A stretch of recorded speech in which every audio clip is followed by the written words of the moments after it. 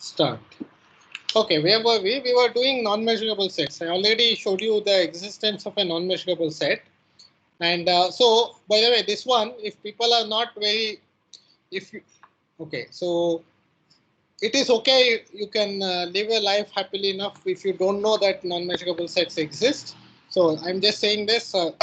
People who may have been a little put off by the language of groups that I used. So if you don't know them, it's okay. But it's something quite simple. So there's nothing very sophisticated here. But it is more important to get used to what works than what doesn't work. But here, anyway, it is nice to have for completeness this non-measurable sets.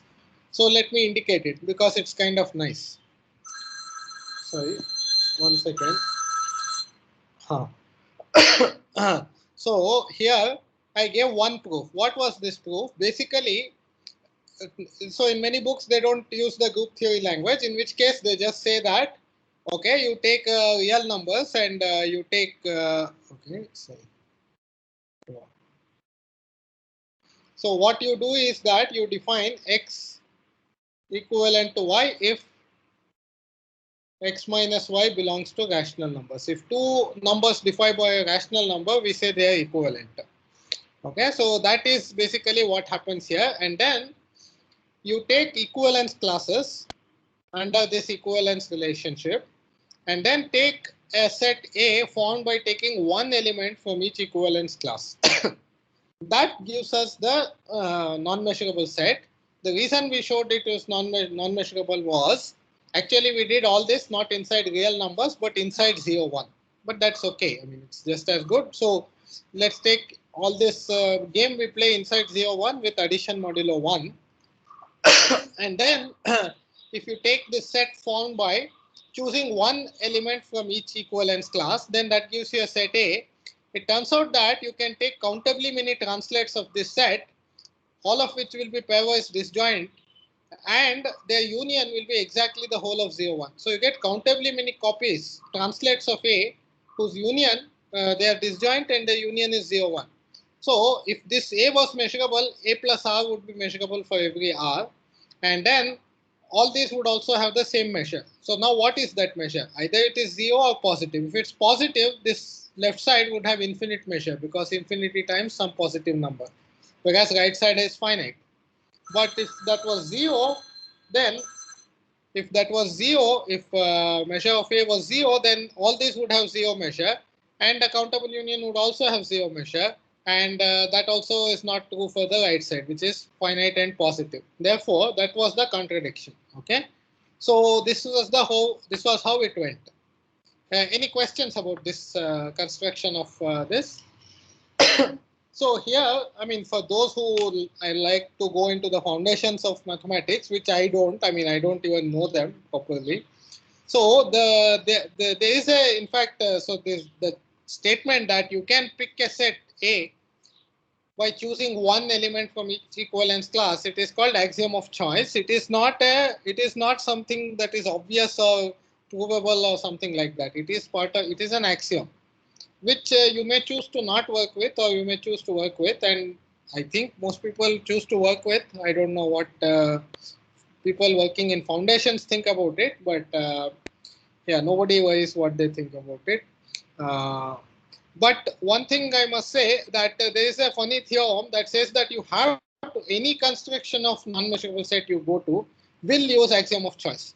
In fact, there is a apparently, there is a theorem to the converse that since this is an axiom, as I said, you can take it or you can not take it. You can have a very consistent theory of sets without axiom of choice.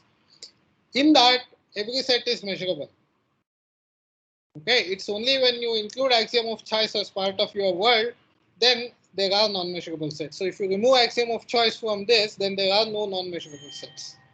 So this is for those who are interested in that sort of thing. Okay, so axiom. So you see, I'll mention some other proof, but it all involves axiom of choice. Okay, so let me see. Yeah, so let me give another proof. I mean, another proof where finite additivity will be violated. Okay, so we will show that there is a set which violates finite additivity. So that's what I want to do. So let me start over afresh. So let me start afresh. I gave some motivation last time. The idea is that we would like to, instead of having countably many translates of A, whose union gives me 0, 1, I want to just have 2 translates.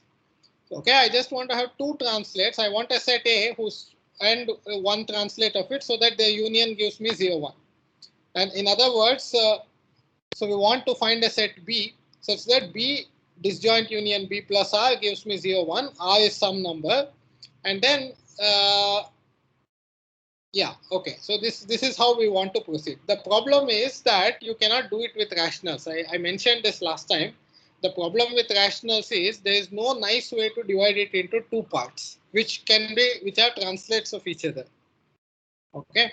So what that amounts to is we need a finite, index 2 subgroup. Okay. So let me say what works, then you will understand what I mean. So let me erase all this without giving extra motivation. Let me do something. Instead of rational numbers, we will use a different dense subset of 0, 1, and then you can play this game. Okay. So let's do that.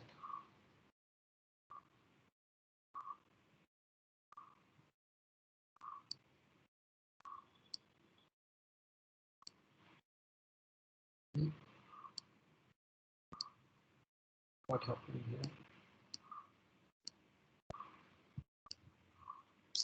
Why is the eraser not coming? Okay.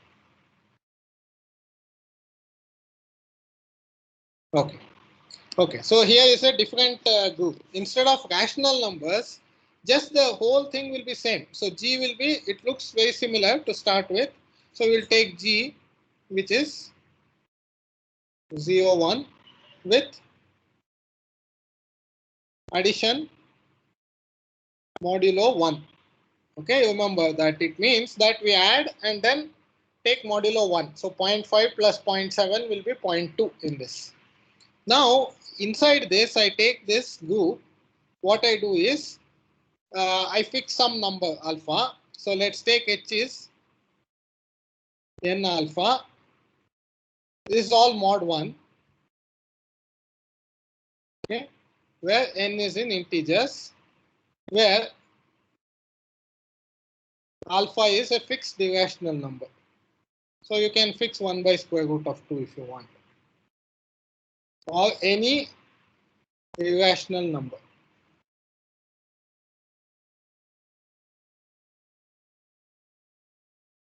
Okay, so you take an irrational number and take all multiples of it modulo 1. What happens to that? What kind of set is that? So here is an exercise again for, so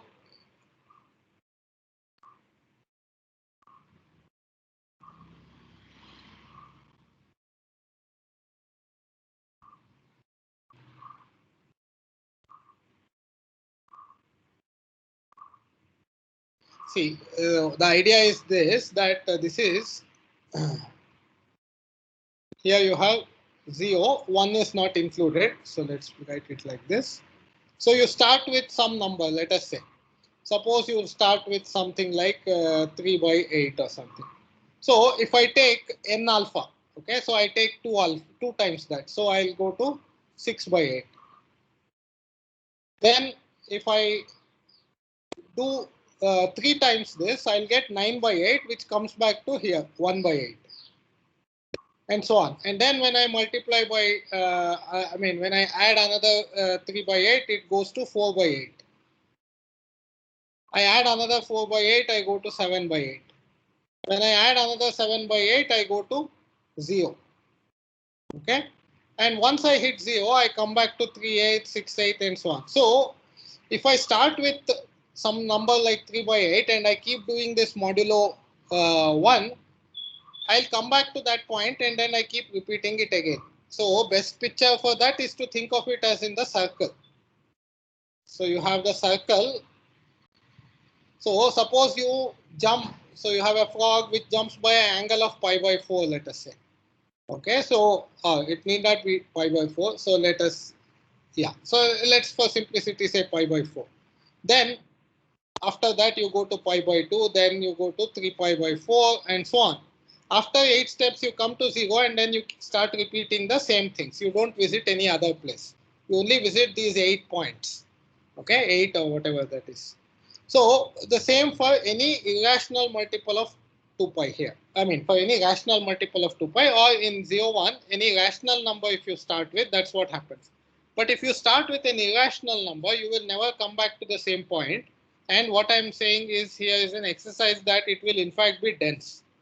Okay, it will actually that will visit every. So if you keep doing that, so if you start with an irrational number,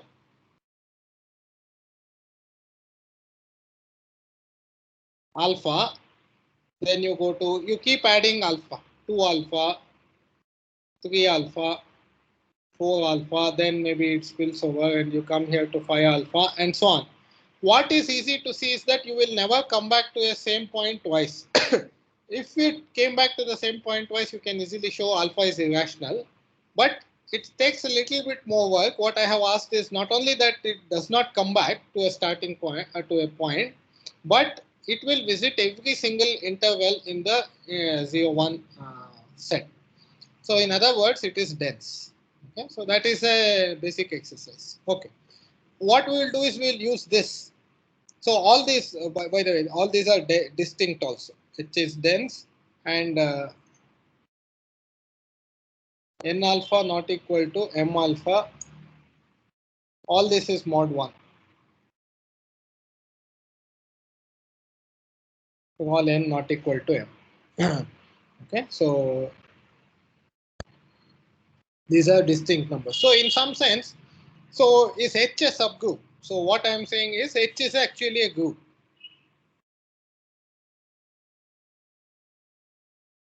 Is H a group?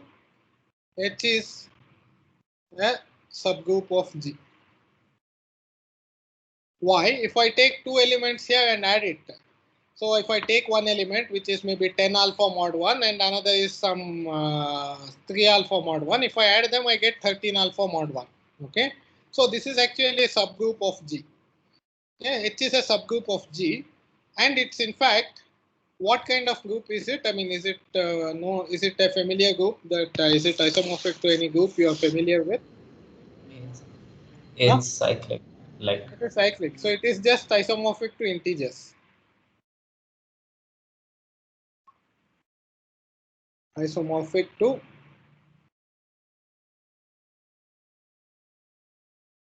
sorry, isomorphic to integers. So you can map the map between n alpha mod 1 and n. That is an isomorphism.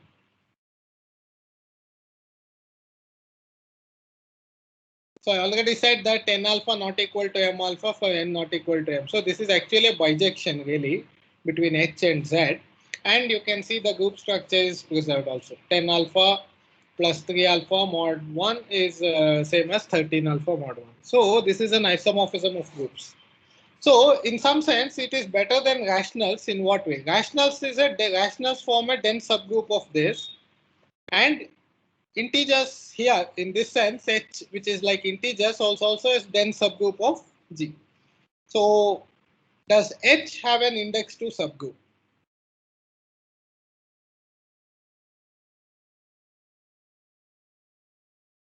can you repeat that?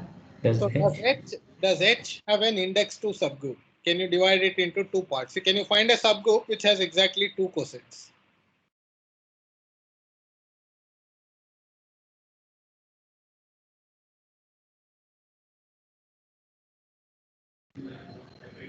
Like the even numbers and the odd ones. Even ones will form. So H dash equal to, if you take 2n alpha n in Z is a subgroup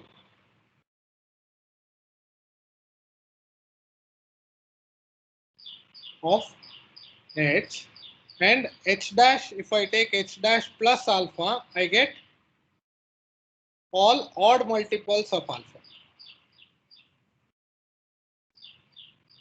Is the only other coset, and H dash and H dash plus alpha, they are the two cosets. Their disjoint union will give me H. Okay, so this is an index to subgroup. There are only two cosets itself and it's one translate by alpha. Those are the two cosets of H dash in H. Okay, so that's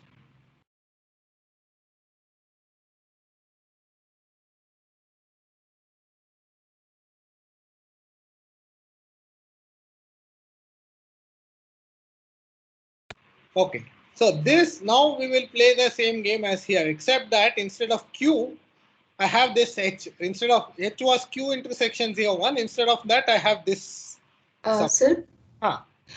we are telling H dot is a index to subgroup because we can like separate into subgroups. So what we had done earlier was we broke it into countably many parts, 0, 1. Yes. That was good enough to get an unmeasurable set. But here I want to do it into two parts. I want to write 0, 1 as union of two things. One set and its translate. Okay. Yeah, So okay. what I will do is exactly like H was Q intersection 0, 1, but H will be this other subgroup now. Okay. So let's for the moment forget this H dash and H dash plus alpha. What I want to do is, so G, so look at G. G is this whole set 0 to 1 and it is divided into cosets of H, right? Yes. So we divide G into cosets of H. So each of this, so maybe this is H, this is H plus something, X, H plus Y, and so on. So many cosets are there. So these are the cosets of H. There are uncountably many. Okay, there are uncountably many. That picture is exactly like this. Now I do exactly what I did before. I pick a subset by picking one element from each subset. So take one element from each coset.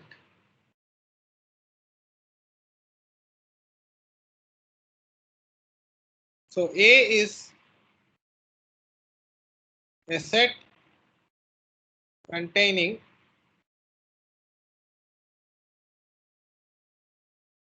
exactly one element from each coset of H. Okay, again we are using axiom of choice here. Yes, sir, but we assume that in each like subpart we had only one element, right? Like Exactly. That is what. here when we divide it, like in each Each yeah. coset we have exactly one. Yes. Okay, so it's exactly like before. The equivalence is x is equivalent to y if x minus y is in H. That same thing here. Two things here are equivalent in the sense that their difference belongs to H. Okay, so that's what cosets are. And I have done exactly as before. A is a set consisting of exactly one element from each coset. We can do all this. Now I can do exactly like before. I can write, so we can write A, if you look at all the translates by elements of H. There are countably many elements of H. That will give me the whole of G, which is 0, 1. Right? Because if I translate, what do I get? So first of all, A plus R, I mean, so when I translate these things, so let's erase this part. So if I fix one number and translate all of these, so this will move to some point here, this will move to some point here, that will move to some point here, and so on. So A plus R will be this blue set, depending on R. So as you change R over the elements of H, you cover everything in each coset. So their union, they are disjoint first of all, and their union will give me the whole of G. That is exactly like before. Even that is exactly like before. Okay, so there is nothing. Yes, yes. Yeah. Except now I can do, so you can argue like before, except that now we have something else we can do. Namely, instead of breaking into countably many, I can break into two. Namely, I will write this as R in H dash A plus R disjoint union R in H dash plus alpha A plus R. Okay, so I can do that, right? H is a union of H is the union disjoint, H dash and H dash plus alpha. So I'll break this union into two parts. Those translates which are coming from H dash and those translates which are coming from H dash plus alpha. So this set we call B, and this is nothing but B plus alpha actually. Okay, this is B plus alpha because what are the R here? Any R here is of the form. If you take R here, it is of the form some R here plus alpha, right? It is H dash plus alpha. So this is actually B and B plus alpha. Okay, so we have written 0, 1 is B disjoint union B plus alpha. Okay, so now what? Now is B measurable? That is a question.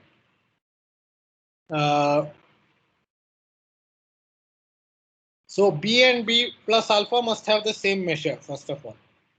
So if B was measurable, they would have the same measure. And okay, so what is wrong with that? Right, so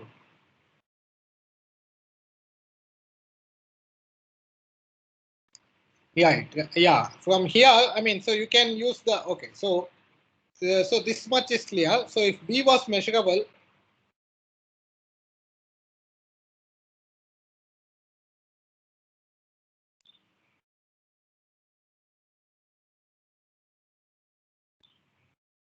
so would be B plus alpha, and hence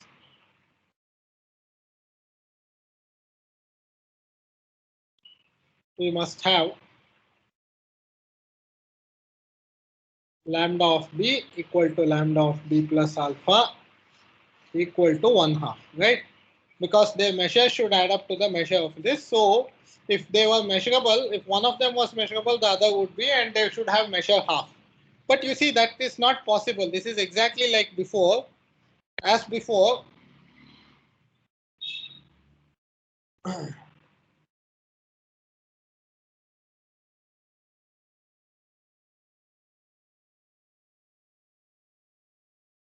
yeah, actually I did not show what I wanted to show. What did I want to show? Yeah, so there is this set B, which is Yeah, B is not measurable, you want to show, right? no, B is not measurable. Yes, that I can argue immediately. B is a countable union of translates of A. Sorry, 1 second. That is not enough to say that B is not measurable. Hold on. So I have to, why is B not measurable? 1 second, let me just.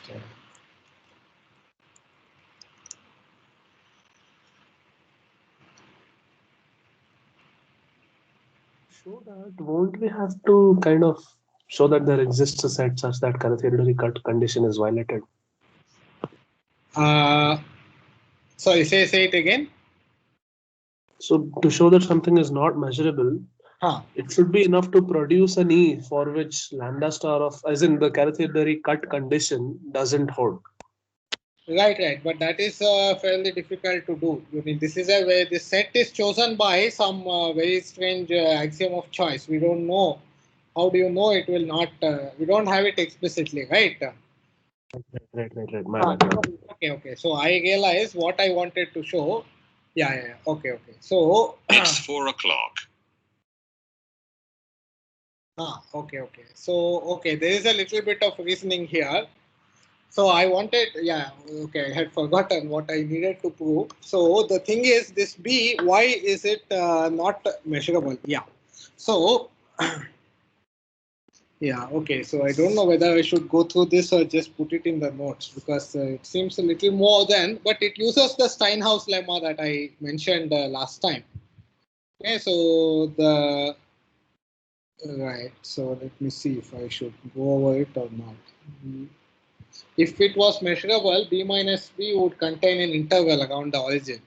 That is what should lead to a leads to a contradiction. Yeah, but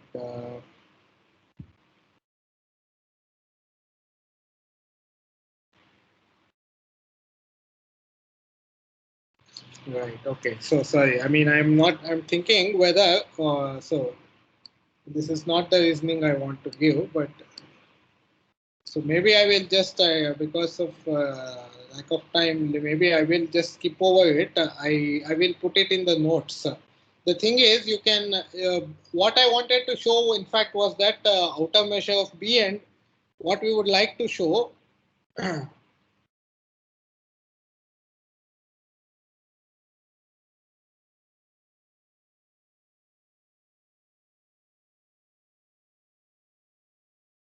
is that lambda star of B is 1 and lambda star of B plus alpha is also 1. Okay. So this is what I would actually like to show. The thing is, that will show that it is actually not measurable and violates finite additivity. So I'll just say that this uses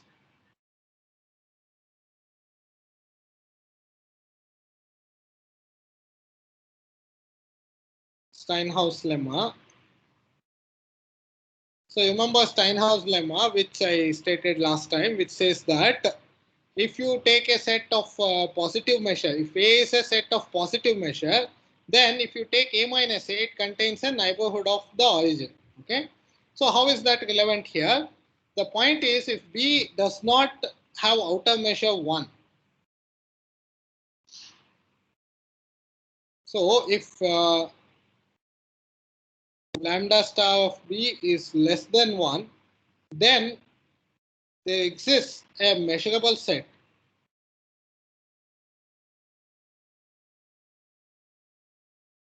Okay, so then, so B is some, I don't know whether B is itself measurable or not, but I can cover, I mean, for example, a cover by intervals, a countable union of intervals.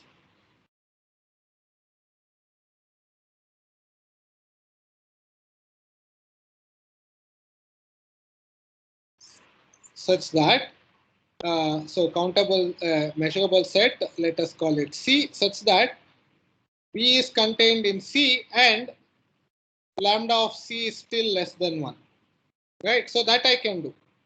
Because if B lambda star B is less than 1, then I can find a countable union of intervals so that the sum of the lengths is less than lambda star B plus epsilon. I can still make it less than 1. So I can, and I take C to be the union of those intervals. So that will give me a set C with lambda C less than 1 and containing like this. So then C complement is contained in B complement, and so this is a measurable set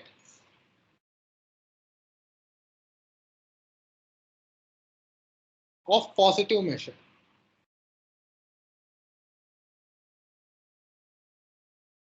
So that would be a measurable set of positive measure, because I mean by C complement I mean complement inside 0, 1.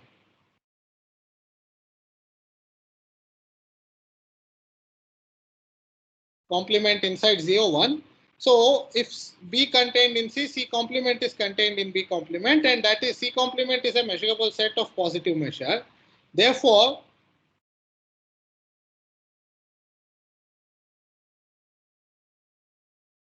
B complement minus B complement, if this is all differences of points in B complement, it contains certainly C complement minus C complement. Okay, so meaning here I take all pairwise differences between elements of B complement. Here I take pairwise differences of elements in C complement, and this contains minus delta delta for some delta positive.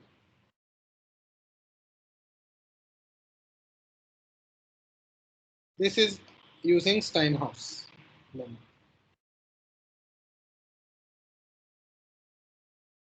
Why is that a contradiction? Okay, so B complement minus B complement, suppose it contains an interval around 0. So why is it a contradiction? Maybe I will skip that part here. So why is that a contradiction? So by the way, B complement is, you remember, B complement is nothing but B plus alpha.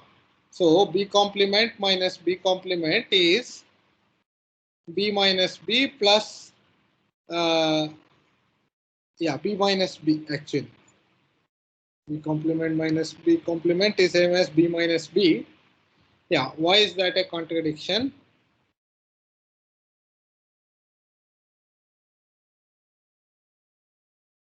Can all numbers in minus delta delta belong to this B minus B, for example? So does anyone have a have any statement about it?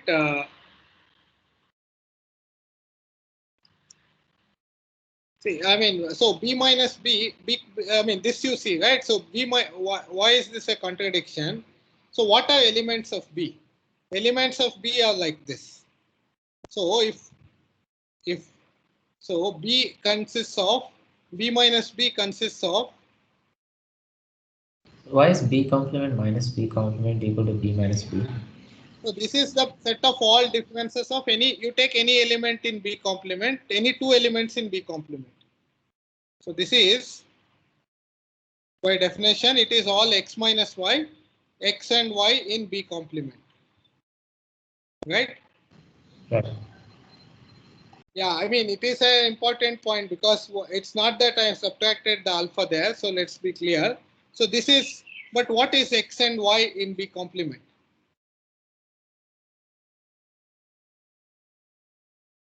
So x and y in B plus alpha, right? B complement is same as B plus alpha. But now let's write x means x is of the form u and v belong to B. So x is u plus alpha and y is B plus alpha. So x is of the form u plus alpha, y is of the form v plus alpha, and this is the difference, which is just u minus v over u and v in B. See, if you take a set, okay, I could have said it simpler, you take a set and translate it, it doesn't change all the differences that occur in the set, right? B minus B is the collection of all differences of elements in B. Now, if I take a set and move the whole thing by 1 to the right, it doesn't change the differences between pairs of elements there. Is okay? Yeah, that's fine. Okay. So, because of this, so, but what is the contradiction? So, let's take B, let's take B minus. So, what is in B? If B consists of A plus R, where R is in H dash. R in H dash, and H dash, you remember, is all multiples of alpha by even integer. So, B minus B, so any element is of the form A plus 2n alpha modulo 1 for some n. Right, any element on B in B is of that form A plus 2n alpha. So any element of B minus B is of the form.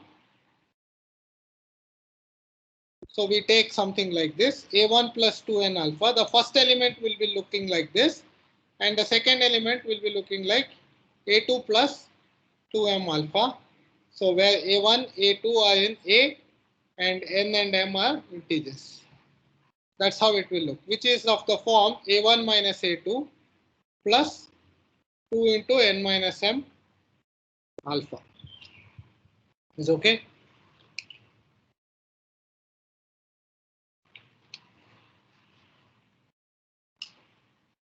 Now, what is so right? So, what is the problem with that?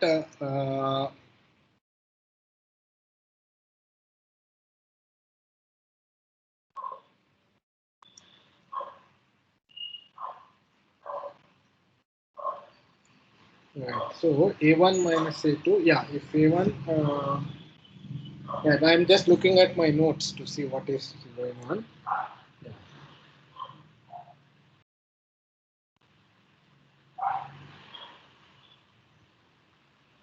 Right. If we, huh. Right. So there are two possibilities. So this is what I have seen. So what is the problem? The problem is that can every element minus delta delta be of this form? Right. That is the question. So B minus B elements will look like this.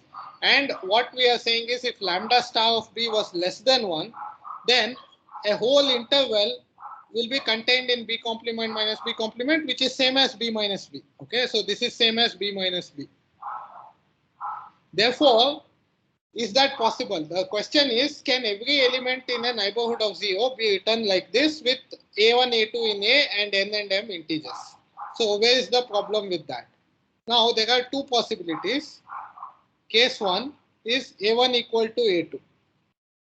If a1 equal to a2, then this is this belongs to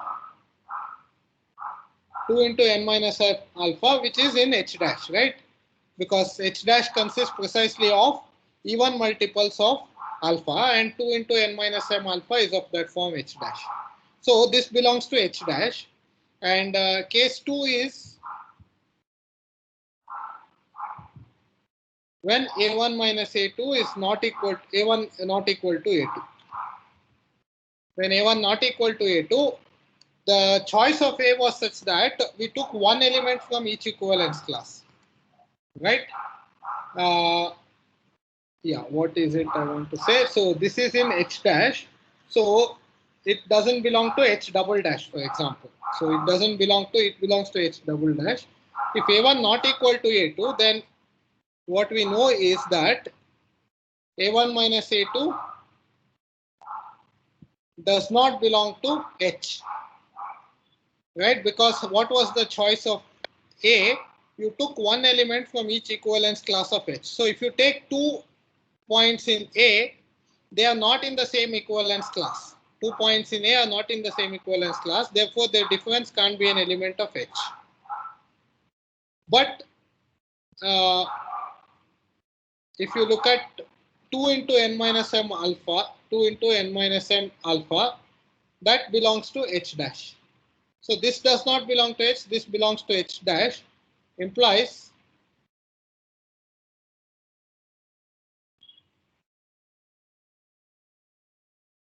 it does not belong to H, because this is in the group, this is not in the group. So if you add them, they can't be in the group.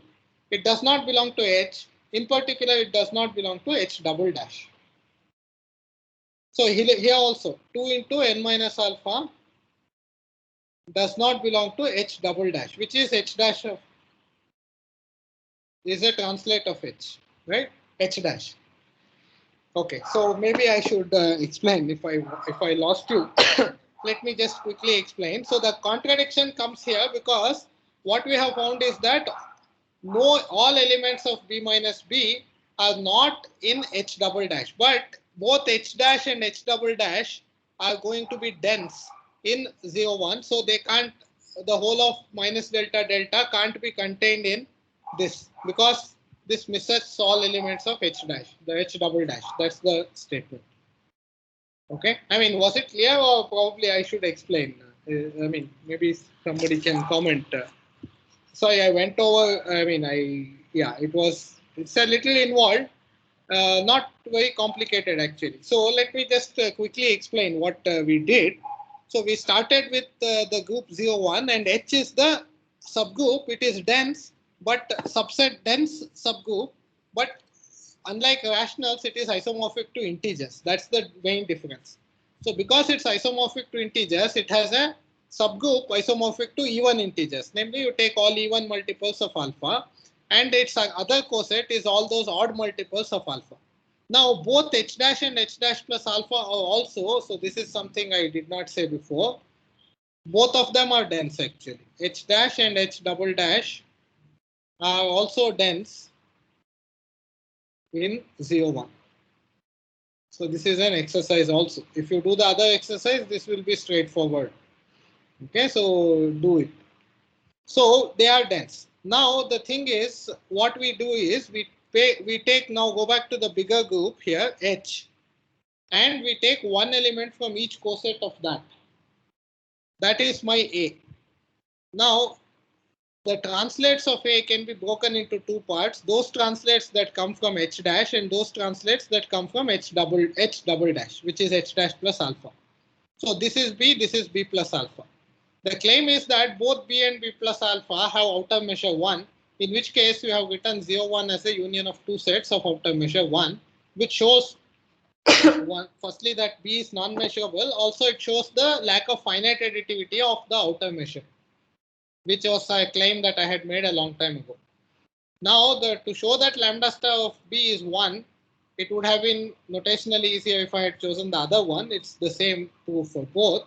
If lambda star of B was less than 1, what we argued was that then B would contain then B complement would contain a measurable set of positive measure. Therefore, B complement minus B complement would contain an interval around the origin. And so B complement minus B complement, B minus B are the same. And from the definition of A and B, we showed that that leads to a contradiction because no element of this contains is in H double dash.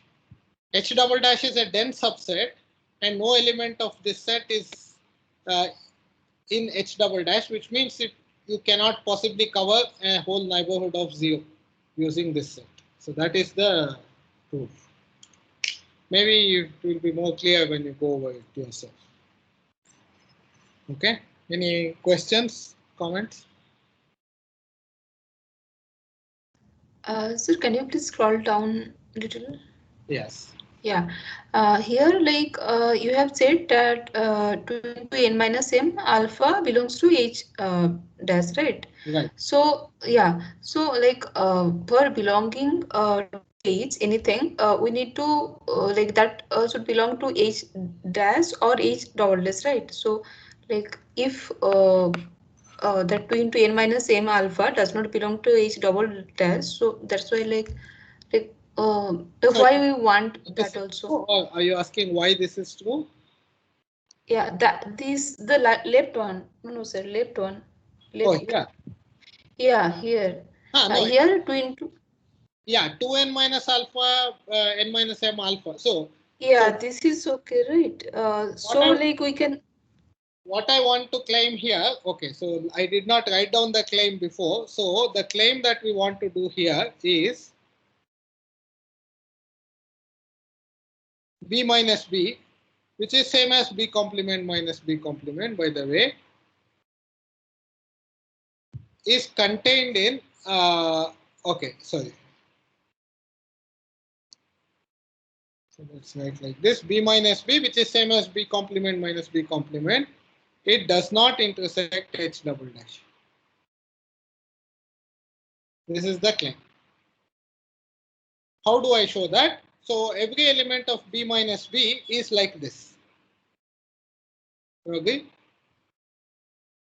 Now there are two possibilities, A1 equal to A2 or A1 not equal to A2. If A1 equal to A2, then this is of the form 2n minus m alpha, which is in H dash. It's an even multiple of alpha.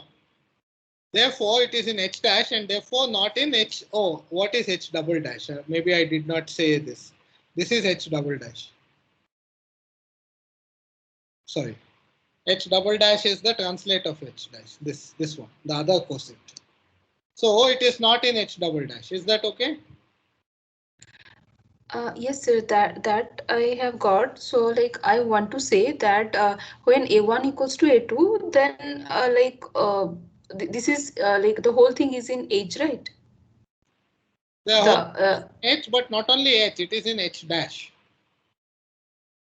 Yes, actually H is in that is the disjoint union of H dash and H double dash. Part of H. H consists of H and H dash and H double dash.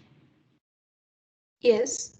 So I'm saying, in fact, though they are in this smaller set H dash. Yes. Yeah. Okay. Okay. Yeah, okay. That only actually I wanted to confirm that like this, if A1 equals to A2, then like that this the whole thing is in H, right? It is in H, but that is not good enough for me to say that it is mustn't intersect H double dash, right? Okay, okay, yeah, okay. That In claim is H, not. it could also Uh, be in H double dash. It could be in H dash or it could be in H double dash. I'm saying that it's all in H dash. okay, so this claim is satisfied, right? For Right. the No, yeah, this okay. time is what we want to show. And here are the two cases. Case 1, A1 equal to A2, then this belongs to H dash, hence doesn't belong to H double dash. Case 2, A1 not equal to A2, in which case this second part is in the group. This A1 minus A2 doesn't even belong to H. So if you add them, it doesn't even belong to H actually. Yes, So sir, got it. Yeah, thank you. any other questions? Well, okay. So maybe we should proceed. So there is yet another proof outlined in the optional exercise in the homework. It's a funny proof due to Sierpinski, another construction of non-measurable sets. So usually it is very hard to get to non-measurable sets. As I said, you have to use axiom of choice. And if you see the problem, optional problem, there it starts by saying consider the Cantor set, and you can choose, you look at real numbers as a vector space over rational numbers and choose a basis for it, which is contained inside the Cantor set. Or that uses axiom of choice. Okay, so existence of a basis for a vector space is that theorem uses axiom of choice. If you are not in finite dimensional setting, that every vector space has a basis requires Zorn's lemma, which is another equivalent form of axiom of choice. So that is another proof, and okay, so that's all. So by and large, whatever you do, you never get out of measurable sets. Okay, so it's highly unusual to get to non-measurable sets. Okay, so let's leave this non-measurability behind. If I lost you and but you can completely forget this. Now come back. Okay, so now let's go to other things. More of what we need, what we will use, etc. Okay. So we have now, what did we do so far? We have constructed measures using, so there is an abstract extension theorem which says that if you can construct a countably additive function on an algebra, then you get a measure on the corresponding sigma algebra. In particular, we have constructed Lebesgue measure on RD, right? So here is what about other Borel measures on RD? So okay, so let's talk about that. So one way of doing it, so let's stick to, for simplicity of notation, take d equals 1 for simplicity. If I remember later, I will say how do you modify n d greater than equal to 2. Okay, for simplicity, let's take t equal to 1. So let's try to understand. Goal is aim to understand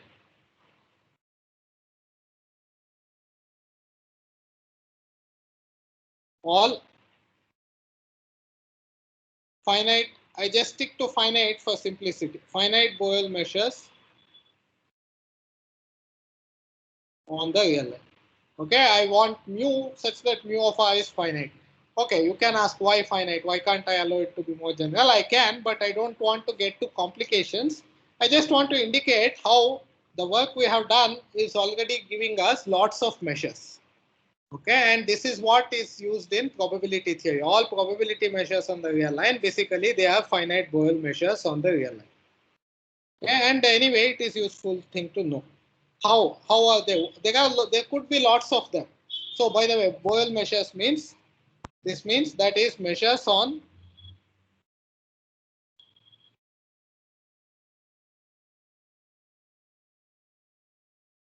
the real line with the Borel sigma algebra such that the total measure is finite.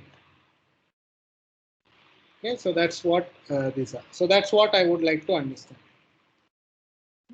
So there is a way to describe them in a way that we will understand better, because we don't really know what all measures are, but we will describe in other terms that are a bit easier to understand, namely functions. So suppose mu is a measure.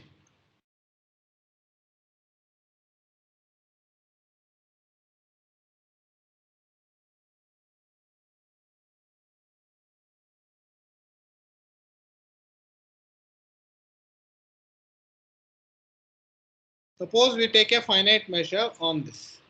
So define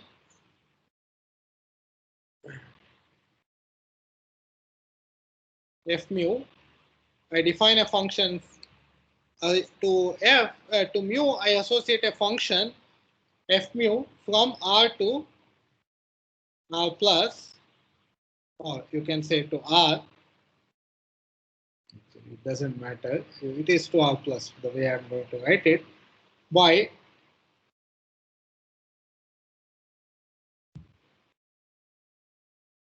f mu of t is mu of minus infinity to t.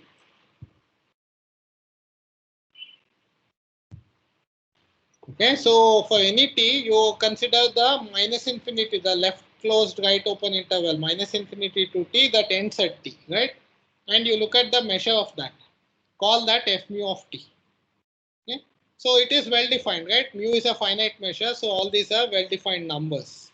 It's never infinity and so on. So that's what is simpler if I assume finite measure. So I just assume finite measure. So this we assume. So then what do we know about f mu? F mu is non-decreasing. I prefer to say increasing. What this means is if s less than equal to t, then f mu of s less than equal to f mu of t. Why is that? Minus, if s is less than equal to t, minus infinity to s is contained in minus infinity to t. So the measure of a smaller set is smaller. So that's why this is like this. Okay, f mu is non-decreasing. Then f mu is right continuous.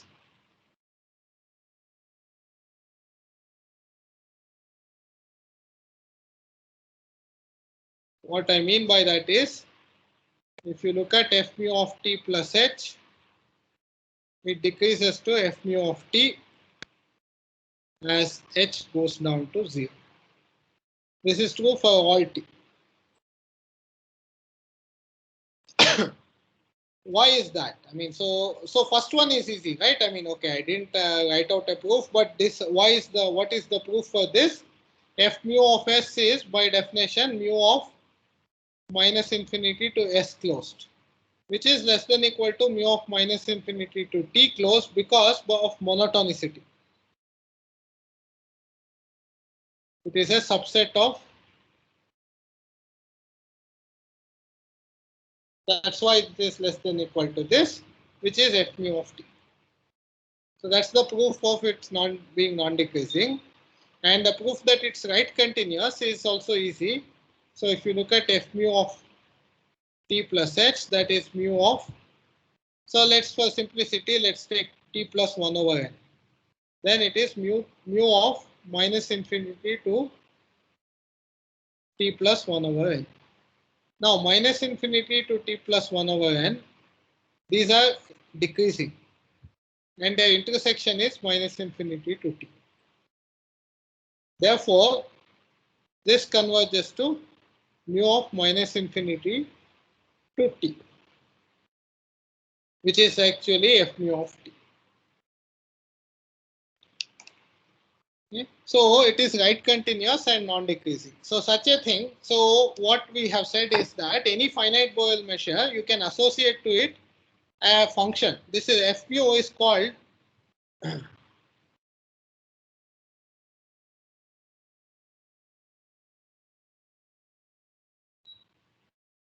the cumulative distribution function of mu.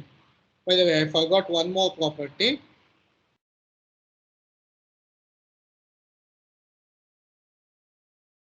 F mu of t goes to 0 as t goes to minus infinity. Again, for the same reason, the exact same reason like here. F mu of, let's say, minus n is mu of minus infinity to minus n. Now, these minus infinity to minus n, they decrease to empty set. Hence, this decreases to 0, which is F mu of, so that's what I wanted to say. It decreases to 0 as n goes to infinity. So, F mu of t goes to 0 as t goes to minus infinity. So, this is called the CDF or cumulative distribution function.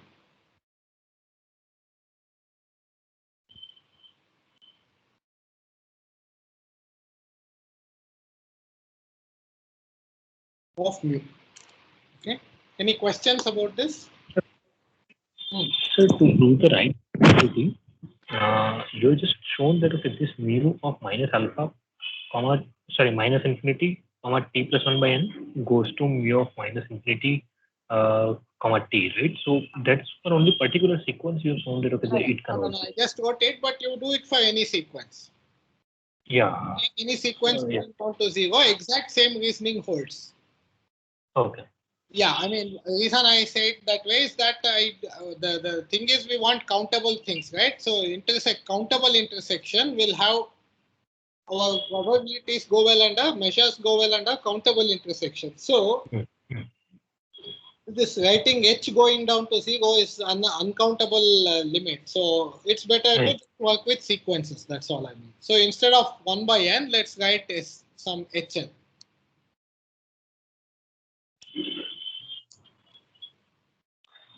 So let hn go to 0, be a sequence that decreases to 0. Then this is mu of t plus hn, and t plus hn, that will decrease to minus infinity. So this will decrease to that. Is that okay? Oh, okay. Yeah. Thank you. Sure. Any other questions? So for every measure, we associate a cumulative distribution function. Conversely, every cumulative distribution function can give a measure. So that way, what is the point of all this? That way, we see that the collection of all finite Borel measures on R, it looks like a beast. It is some collection. How do I understand it? What I am going to now say is that all of them, they can be associated in one-to-one way with this type of functions, non-decreasing rate continuous functions which go to 0 as t goes to minus infinity. So now this is a much easier collection of things to understand, right? Increasing functions, right continuous, should go to 0 at t equal to minus infinity. At least one is we understand it very well, and you can certainly put down lots and lots of examples like this. There is no problem at all. So you can get lots of measures. So that's what I want to finish. So conversely,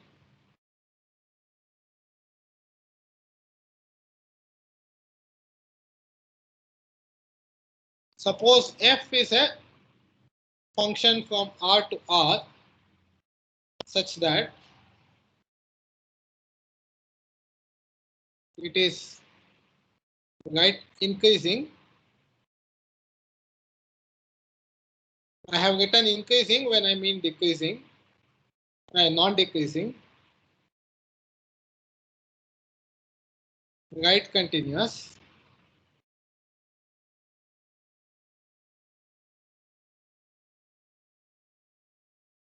okay, so this means f of t plus h decreases to f of t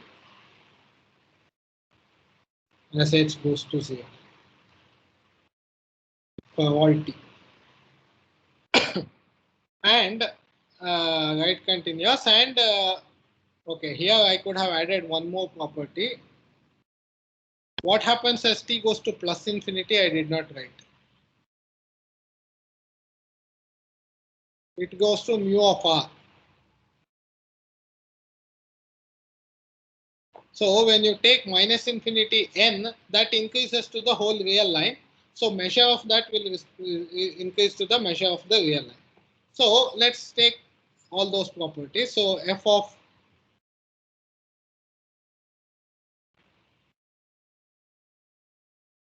t goes to 0 as t goes to minus infinity, and limit f of t goes to plus infinity is also finite.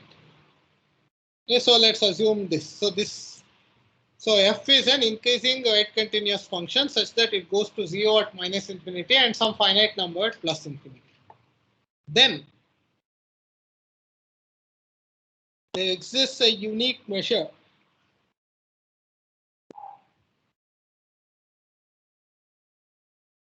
mu on the real line with the Borel sigma algebra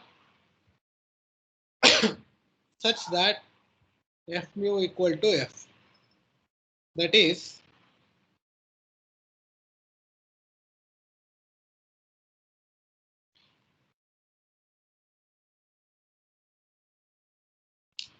okay, then there is a unique measure mu such that mu of it's maybe a bit unclear what I have written, so let's write properly.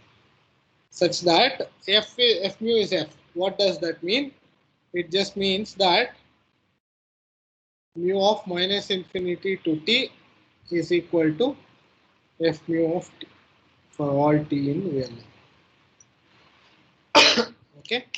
So I'm saying that all measures can be described by distribution function. This was actually the exercise.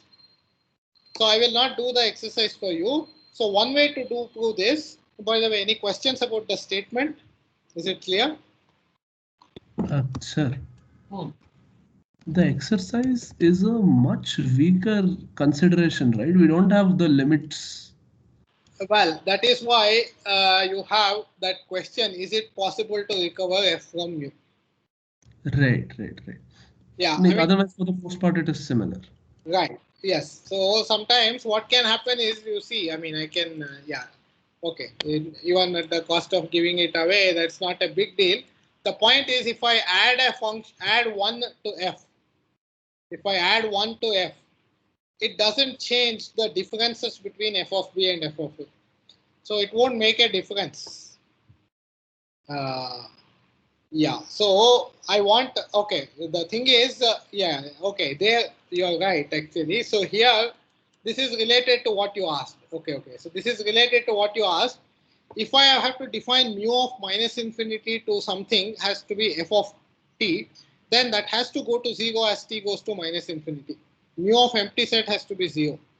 So this condition is sort of necessary. Yeah. Anyway, so let's not split hairs. It's a simple enough point. Okay, there may be something which is not written literally correctly, in which case you point that out. But so how is it that you can do this? One way, Sir, yes. just a small correction. The last thing is supposed to be f of t, not f mu of t. F of t. You're right. There is a unique measure mu such that f mu equals f. That's correct. So it is such that this is correct. Thank you. So how do you prove this? One way is how? Well, define measure on the algebra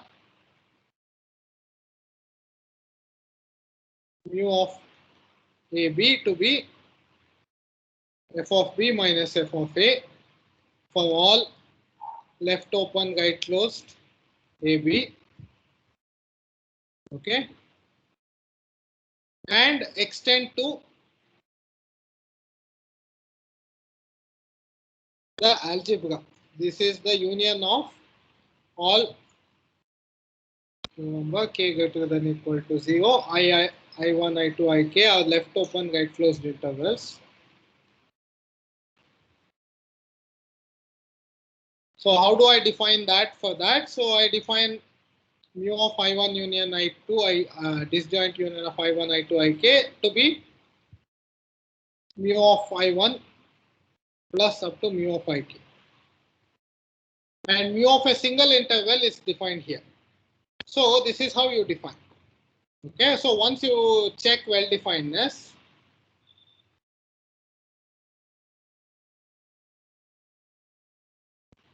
So once you check well-definedness, then the only point is need to check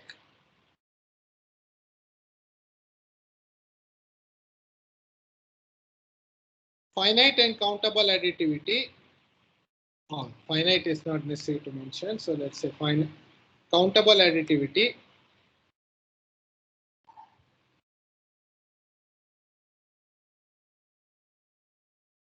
of mu on the algebra.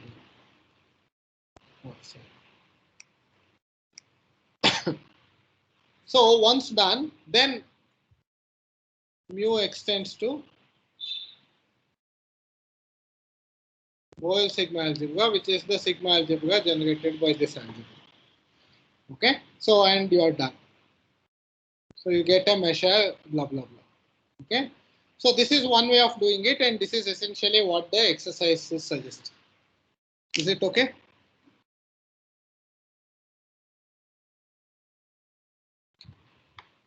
Any questions? So you can do it, but now I want to indicate to you another way of doing it, which is a useful thing to know. I mean, so this is one way of doing it. In other words, instead of giving the lengths of intervals as b minus a, you can give it as f of b minus f of a. This is the most general specification you can give. Once I had asked, can I just specify the length of interval ab to be b square minus a square? Yes, that is okay. Because it's of the form, well, okay, at least was with a caveat, I can give it as b cube minus a cube because x cube is an increasing function and I can do that. But I cannot give it as square root of b minus a. That will be a problem. Okay, so that's not of the form a function value at b minus function value at a. So that is what is important. So this is so once you specify measures of intervals and then you extend to the algebra and sigma algebra. So in checking countable additivity, it is easier to do finite additivity and use that compactness condition that I had given to you.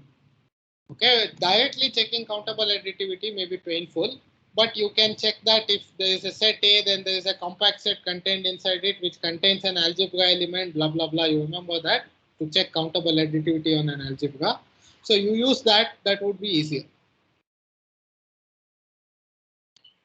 But what I want to do is I want to indicate another way in which it is done, and it's also something that I want to anyway tell you. So now, so if there are no questions, I will proceed.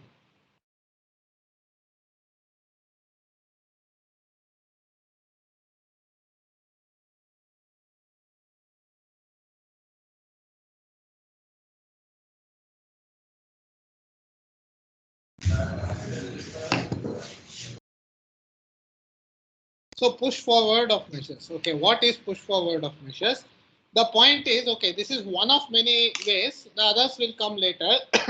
See, one way is, okay, you have this cathode machinery, and we are saying that you can use it to construct lots of measures in many places. Okay, I have given examples in RD only, but in general you have to do it. Okay, by the way, how does it change if you take d equal to 2?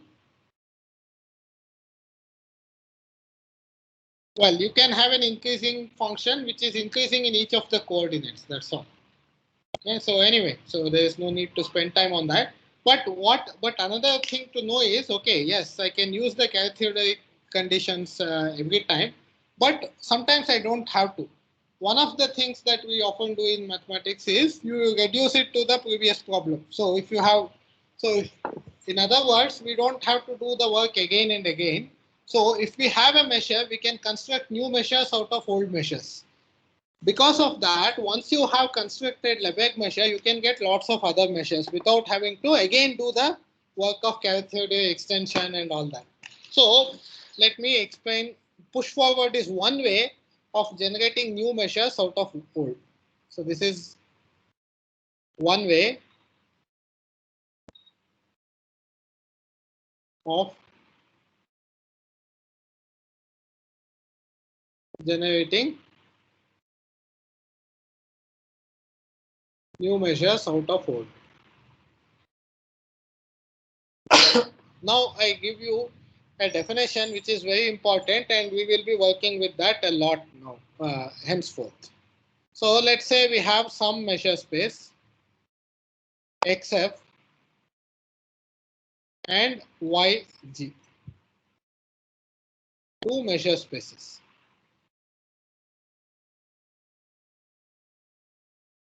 Okay, and t is a function from x to y. Okay, so I take two abstract measure spaces. They could both be real number with Borel sigma algebra, for example. Okay, they can both be real number with Borel's real R with Borel sigma algebra. But you think of any two measure space. Okay, as of now there is no measure, so maybe I should call it measurable spaces because there is no measure yet. So t from x to y, a function. So we say that t is measurable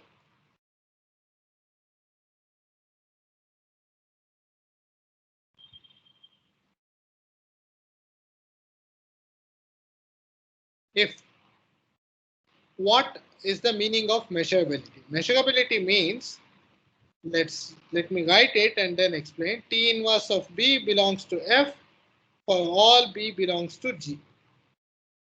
So you take any set here. This is a collection of subsets of Y, right? G consists of subsets of Y.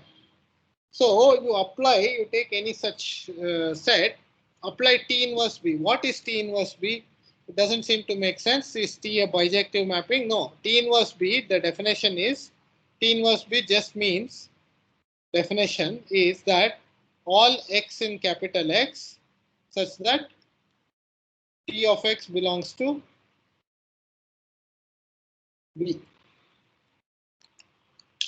Okay, so it is the inverse image of B. That is all those things which get mapped into the set B. That is called T inverse of B. So T is measurable if every inverse image of every measurable set here is measurable here. Is that okay?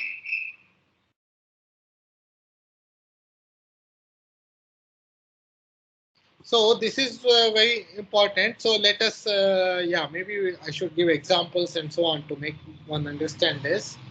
But the thing is, so you imagine these measurable maps. So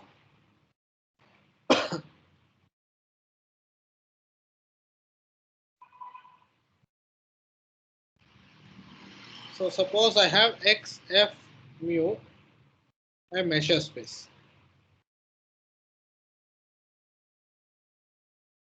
So and t is from x to y, a measurable. So this comes with a sigma algebra, a measurable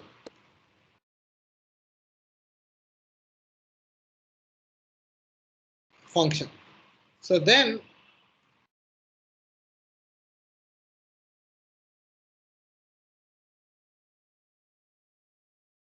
what am I trying to say? Sorry, I got a bit confused here. Sorry. Yeah, so x f mu is a measure space and t is a measurable function. So, okay, I want to say then define nu from g to 0 infinity by nu of any set B as mu of T inverse B. Okay, so x is here, y is here. You take any set B, you take inverse image. So this is T inverse B. So I define nu on G, nu of a set B will be defined as measure of the inverse image, mu of the inverse image. So then nu is a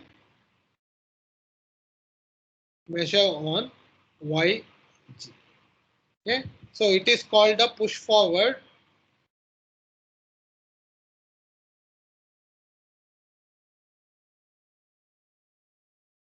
of mu under T and is denoted,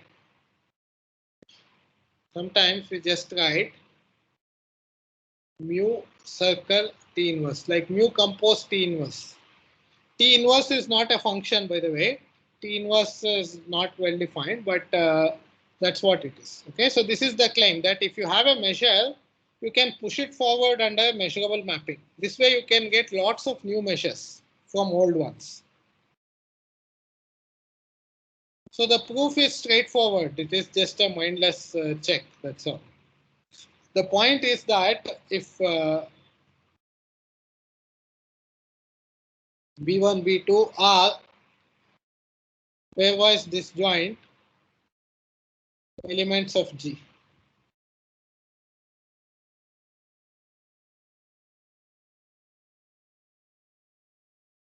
Then if you look at T inverse B1,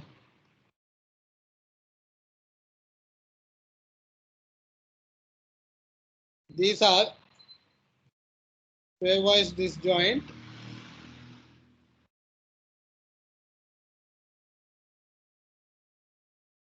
elements of F.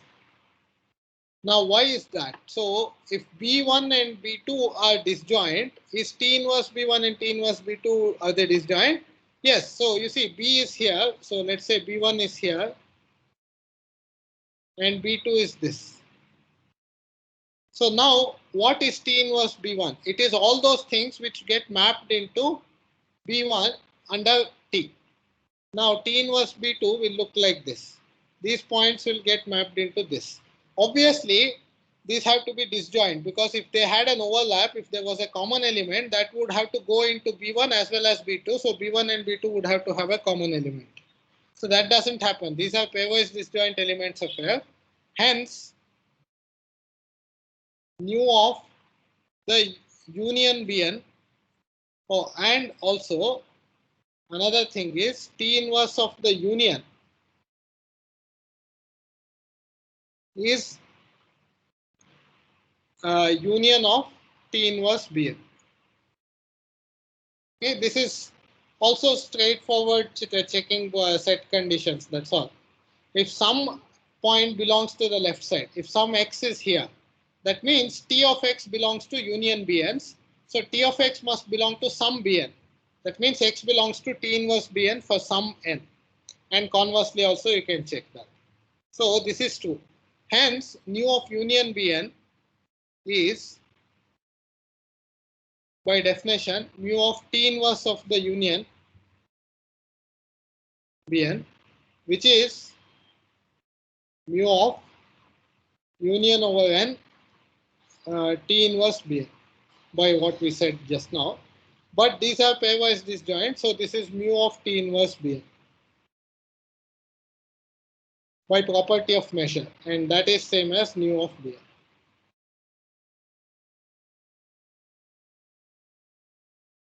So this is how you push forward measure. So if you have a measure on a sigma algebra, you can push it forward by measurable map. Okay, maybe I will not continue further. Maybe you should get used to this notion of measurable function and this notion of inverse image and the definition of push forward measure. Okay, so maybe we will continue that next time. I will kind of stop here because I could give examples, but yeah, okay. If there are questions, let me answer that and postpone it to next time.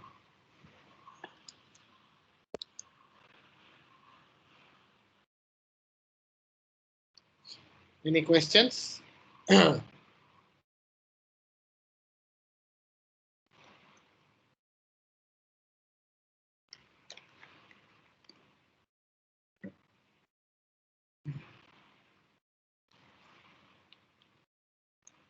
No questions?